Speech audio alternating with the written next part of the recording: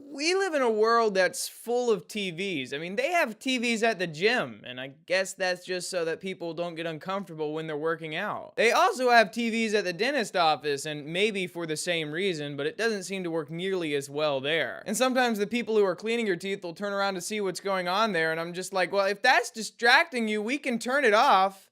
I feel the same way about people giving me a haircut. I feel a little bit rude watching the TV when they're trying to talk to me, but normally the people trying to talk to me aren't 4 inches away from my face and have their fingers in my mouth, so I justify it. Some people claim that they don't like TVs and they're almost proud of it. I mean, random people when I'm in a store will stand next to me and be like, that's not for me. And I'm like, yeah, because you didn't pay for it. But ever since cable came out, there's a show for everyone. And cable, by the way, is a very interesting name for something that comes from a satellite. The only problem with cable is the commercials. And the commercials used to be directed to the person watching the show, but now they have like thyroid commercials on Nickelodeon, which has to make you think, who's watching Nickelodeon these days?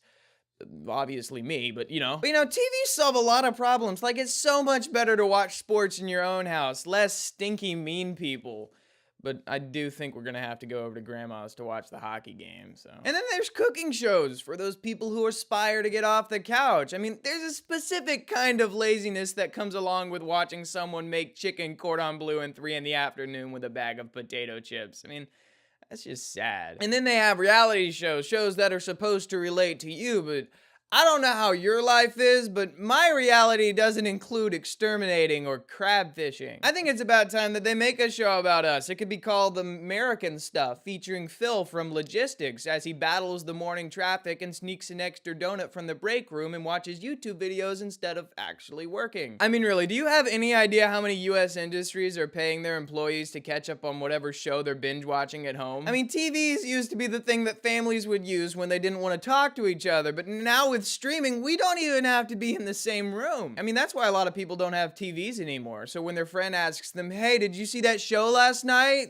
No, but I also didn't see any of the commercials. Ask me that same question in 3 months and maybe my answer will have changed. Share the video. Is that funny? I thought it might be, but I wasn't sure. But I did take the driving test and passed the maximum number of stop signs and red lights that you can and still get certified.